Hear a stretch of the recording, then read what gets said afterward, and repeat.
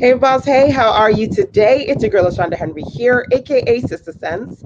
Always excited to share things you can do to work on your money, your marketing, and your sales goals too, with strategy and intention. So once again, we are going to continue with 7 days of giveaways. We're on day number 5, and today what I've got for you is my guide on 5 ways to beat procrastination. This is for those of you who are looking to get more productive, right? How to really work on getting over perfectionism and procrastination and the things that are causing you to delay when it comes to working on your online business. Hey, thank you already for the thumbs up, the hearts, and the love. I appreciate you guys. Hey, Salita, awesome to see you here, my dear. Feel free, guys, to tag some of your business besties, bring them on into the virtual building, especially those who are looking to work on their business. And of course, you can share this out because that's what it's all about. Sharing is caring.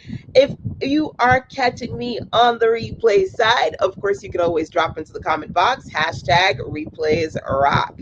So this is day 5. So I figured, let me give you guys a 5B, right? A freebie with 5 parts to it. How to beat procrastination. It's an absolutely fabulous guide inspired by my Stop Procrastinating Challenge. And you can grab the guide absolutely free over at scissorsense.com/7DG. 7DG stands for 7 days of giveaways. This is day 5. Every 24 hours, I switch it up. So make sure you grab this one before it goes away. Now, before you actually go over there, I actually wanted to share 2 tips with you when it comes to procrastination that are not in the guide. So consider these to be like 2 bonuses in addition to the procrastination recommendations that I share there. Now, the first thing that I want to do is to ask you a very simple question. When it comes to your day-to-day business activities, are you setting a top 3 to-do list? Yes or no? For me, this is essential. Top 3 is essentially you saying to yourself, if I do nothing else for this day, I'm going to make sure that I get at least 1, 2, and 3 things done on my schedule. So I want you to think about that for yourself. What are your top 3s? If you don't have one, I highly recommend setting them. One of the things that's on my top 3 every single day is doing these live web classes with you. So hopefully you appreciate that. Me checking in here every single day, for me, it's all about self-discipline. I started doing live web classes. I've been doing live streams for many moons now, but I started doing live web classes every single day since, I want to say, maybe mid-December of last year, and I've been rocking and rolling ever since. Let's see if I can get to the end of this year so I can say I've done well over a year of daily web classes with you guys, but it's definitely a part of my top 3, okay? So one of my questions for you is, do you have a top 3 list of what you're going to do and saying, at least I'm going to try to knock out those 3 things? They don't have to be the same 3 things every day. You can switch it up, but it's something that you can consider, okay? I also want to ask you a series of questions as far as procrastination is concerned, and we're going to dig into those as well. Hey, Linda. Awesome. Salita says, yes, now I am. Good stuff. So I'm going to ask you a series of questions as well today. These questions are actually from my 5-figure focus program. I am working with my mentees for 12 weeks. And every week we have a live session on the weekend. And when we do, I always say we have to look back before we move forward. And I answer different questions that my mentees have. So this actually was a quick Q&A session that I did last week, and I had some great questions around procrastination, okay? So these are not covered in the 5 steps to beat procrastination free guide. This is kind of like some extra good that I want to share with you here. But of course, don't forget that the 7 days of giveaways is happening right now. Have you taken a look yet? Let me know yes or no if you have by chance had an opportunity to download any of the freebies that I gave away this week. We're on day 5. Today, I'm giving away the How to Beat Procrastination Guide, 5 strategies that you can consider. That is, again, over that link that you see in the, I want to say, what is that? Is that like my right, your left. I don't know. I don't know what it's like when you mirror flip the screen, but you see at the bottom of the screen, it says sistersense.com/7DG, which stands for 7, right? 7 days of giveaways. So, okay, outside of the guide, let's dig into some questions that I want you to ask yourself. This is a PCS, personal clarity session, okay? So the first thing I said to you was, do you have a top 3 that you can tap into every day and saying, I'm going to prioritize trying to get at least 3 things done every day, and you can switch it up on a daily basis. That was question number 1. Question number 2 is actually 5 questions for you. This is going to be your personal clarity session for yourself so that we can talk about how to tackle the resistance. So I said to my mentees this past Sunday, well, last Sunday anyway, I said this particular Q&A is inspired by one of my clients. She said to me, LaShonda, I've got all these great ideas that I'm supposed to be working on, but I've been procrastinating. I've been putting off my projects. Who's been putting off projects? Like, there are a couple of things that you want to get done, but you've not been doing it. Let me know. If that's the case, then I want us to talk about, let's tackle the resistance. So the first question that I asked to the community, and I asked my mentee as well, is, are you tired because your passion has become a pain? I'm a service professional, and I've been building websites and mentoring and developing digital products for many years now. I've been online for almost 2 decades. So it's common, if you've been doing something for several years, for you to either end up into a rut or your fire begins to fizzle. So if your passion has become a pain, you got to acknowledge that, right? You got to tackle the resistance. If one of your challenges, I don't want to do this anymore, I don't want to work with that person anymore or those type of people anymore, right? You got to fall back in love with your business and find new ways to breathe life into it or new things that you can do to really excite you, right? Another question is, are you suffering from imposter syndrome? Anybody ever suffer from imposter syndrome, where you feel like you want to coach, you want to teach, you want to mentor people, but your current present situation maybe is chaotic, right? Or maybe you're not quite where you want to be. And so because of that reality, you feel a little bit hesitant to share. You're like, I don't know, because my reality isn't matching up to the person that I want to be as far as a coach or a consultant. Or maybe you are a newbie and you feel like, oh man, people are going to see that I'm not as experienced, right? And they're going to call me out. You're an imposter. You're not who you say you are. At the end of the day, you've got to be true to you, right? You've got to really stand in your purpose and teach and support and coach and mentor people from a genuine space. So, it's important for you to identify if you're feeling a little bit scared, right? To put yourself out there, because maybe, again, you feel that imposter syndrome, or, you're resistant to getting things done because you're tired of doing the things that you do over and over again. These are questions that you need to ask yourself, right? I'm not going to dig into all the recommendations that I could possibly give you, because I don't want this to be like a forever session. I just kind of wanted to give you a few questions to ask yourself and reflect on, because sometimes we don't want to do things because we're resistant, and subconsciously, emotionally, we're going through some things that's causing us to be a little bit hesitant, right, to moving forward and getting things done, right?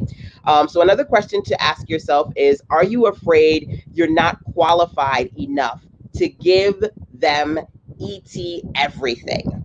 Now, I've got a lot of people in my circle who are passionate coaches, consultants, and you know exactly what your mentees, your clients need, right? That ultimate thing.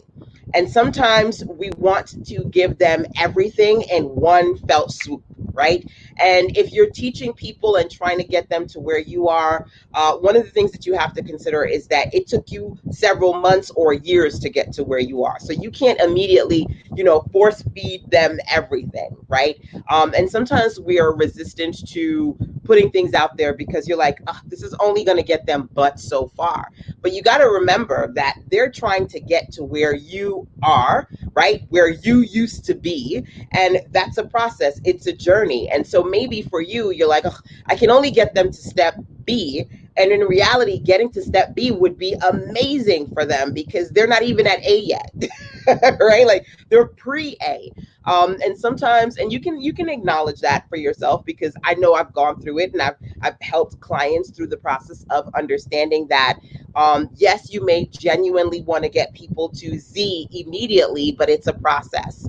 And if you break your training, your information, your products, your services down into parts, even though in your heart of hearts you want to get them to the end like that, you do have to realize they've got to go through a process, and it's okay to not give them ET everything now. Focus on ET the essential things, right? So that's a question that I want you to consider, because again, when it comes to you being, now there are a lot of things that can cause you to procrastinate. So I'm super excited for you, if you don't already have it, to grab the 5 Ways to Beat Procrastination guide. It's inspired by my 28-day Stop Procrastination Challenge. And the 5 Ways to Beat Procrastination guide you can get for free today over at sistasense.com/7DG, which stands for 7 days of giveaways. Remember, for 7 days, this is day 5. I'm giving you some good from me to you to help you with your entrepreneurial efforts.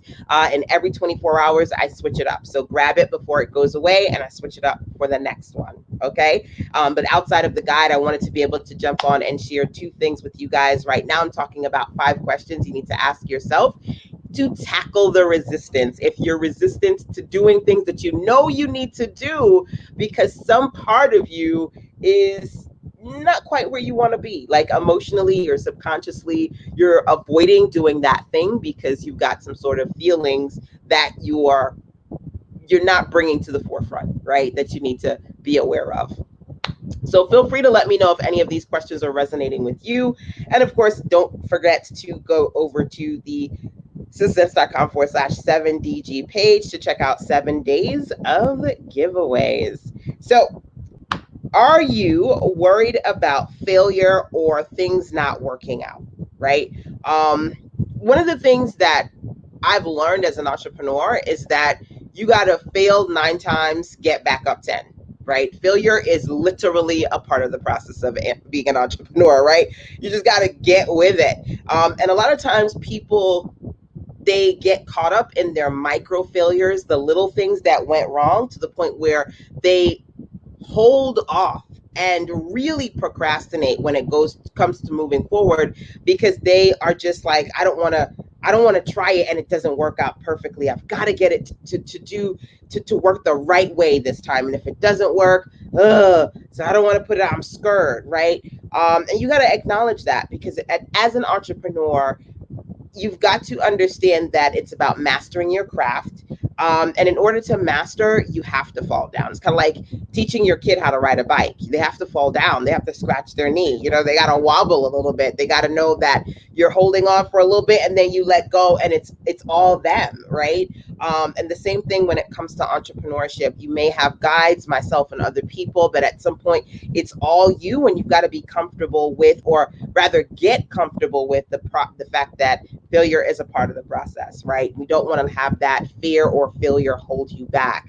And last but not least, you've got to think about the fact that in order to move forward, you need to act, right? So procrastination is the killer of all successful businesses. Too many entrepreneurs, they get super excited and fired up, and then their fire fizzles, and they don't do half of what they said they needed to do or even wanted to do, right? You talk yourself out of the things that you want to do when you are so fixated on things working a certain way, or things not working in the past, and being in a space where maybe you repeat those results.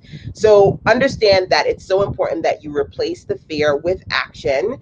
And at the end of the day, understand that it's all about putting things in perspective. For me as an entrepreneur, you've got to learn how to master your craft, which means that you've got to consistently do more.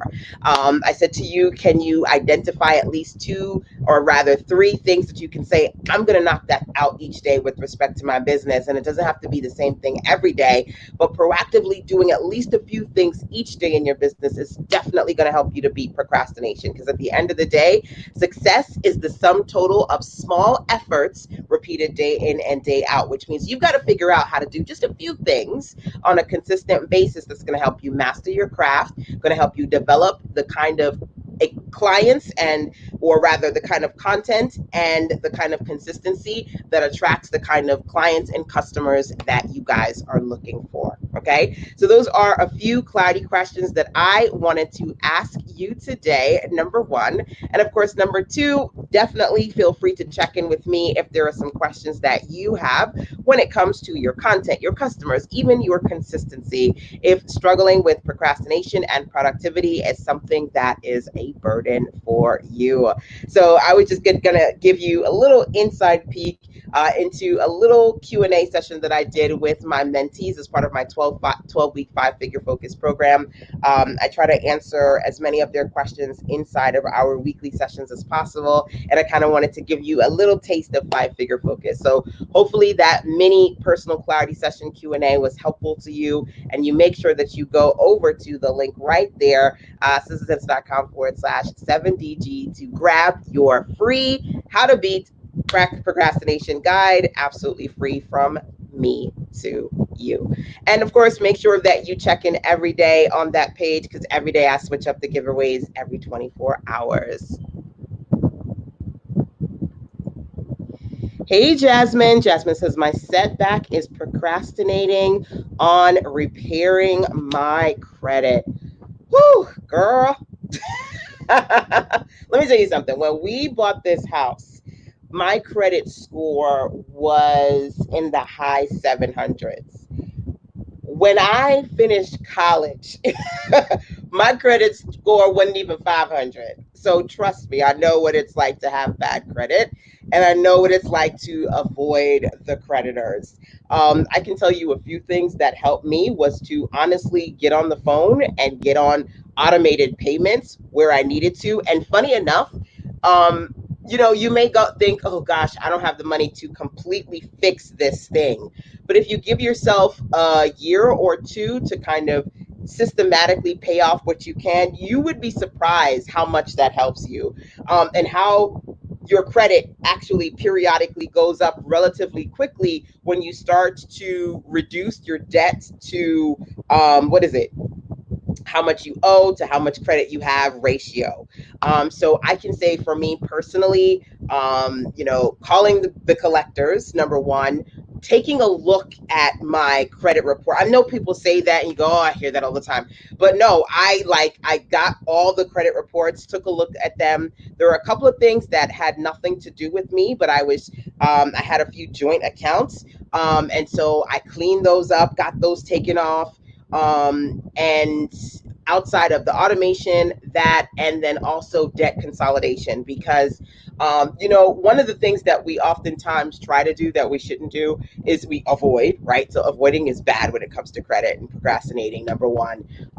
Number two, we try to pay just the bare minimum, and it doesn't do anything, right? Because the interest rate is so high, so all of your money is just going to the bare minimum. So, closing what you can close, or there's one that I know that I used. It was called American Financial Solutions, American Debt Financial Solutions. I can't remember the name, and it's like, I think it's like American Financial Solutions. Do your research, right? But there are some credible debt consolidation companies that will help you essentially close what you need to and get them to reduce the interest rate so that you are actually paying on the principal and the money's going where it needs to go, because that's what keeps the credit score down. Like the fact that, you're paying the minimum, but it's not really paying off the balance, and it's just not going anywhere, right? That's just I am not a credit consultant person, but I'm somebody who had very bad credit, because I did everything that they told college students not to do. And I got out of college like, oh my God, my credit is so bad. But I worked on getting it back where I needed it to be. And so it's really that little step by step. It doesn't necessarily happen overnight. Another thing that I will say as well, is getting a secure credit card. So, my credit was shot, so I couldn't get a real credit card, right? But oh my God, I mean, this was many years ago, but I had gotten like a secure $500 credit card from Bank of America. Secure credit cards is they don't trust you because your credit is so bad to give you credit. But what they do is they'll say, you put the cash in. So I put $500 on this card that was a secure credit card so that it kind of helped me rebuild my credit, right? Which is great because, thinking about my business, I think I had at one point gotten an Amazon, I think it was an Amazon credit card or something, and I had like $5,000 credit limit, and I was like, oh my God, going from a secure card where they weren't giving me anything to being able to get higher credit limits. Working on your credit, give yourself a couple of years, give yourself grace, and if you can get a credible debt consolidation company to work with you and help you to work with some of these companies as well. Some of them I spoke to directly, and then others I worked with my debt consolidation company, and they helped me with that. Again, I don't know their name. I think it's American Financial Solutions or American Debt Financial Solutions. Can't remember, but hopefully that helps. Someone said bad credit is expensive. Yeah, it is. It is. Bought the experience today and I'm taking in all the info and learning. Yeah, it's just, taking the info. Um, the thing about time is I love the whole concept of success is the sum total of small effort repeated day in and day out, because I look back and I go, man, I went through all of that. But we blink and it's like I can't even believe that half of the year is gone, right? Time goes by relatively quickly. So if you just make the time to, pay off a little bit every month, but not just paying the minimum, making sure that if you are paying some of those accounts, if they close the account, but you're still paying and they reduce the interest rate, so now it's going to the principal, that helps, right?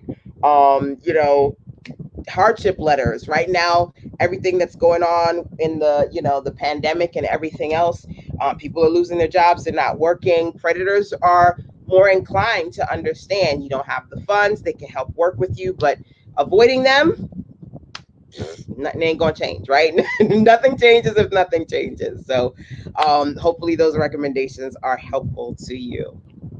So, alrighty, my dears, thank you so much, Jasmine, for your question, or rather just kind of being open and saying, hey, I'm procrastinating here. That's the thing. When I talk about tackle the resistance, that's the key. You just being honest with yourself. Where do you feel like you're procrastinating? What's some work that you need to get done? What are some priorities that you need to get done? One of the things that I top priority last year was I've been doing my business for many years, and I've used my personal credit, right? I've gotten personal loans, I've gotten working capital, but believe it or not, I've never had business credit. So last year I said to myself, I'm going to work on building up my business credit, because personal credit and business credit, two different things. So that was a priority for last year, and I just kind of tunnel vision and move forward with it, right? So that's something that you've got to think about. I've always believed that all we have to do is just to make note of a few priorities, right? Remember that top 3 list? I want to do this, this, and this, and just focus on that. And then once you get that to where you need it to be, you can focus on another thing and another thing and another thing and build from there. So, all right, y'all, that's it for today. I will be on here tomorrow. Yes, with extra S's. Love it, love it, love it. I'll be right here tomorrow with some more good for you guys. Make sure that you are staying connected. Turn on alerts and notifications so you can see when I'm live, so you can jump on here live with me. Till tomorrow, take care.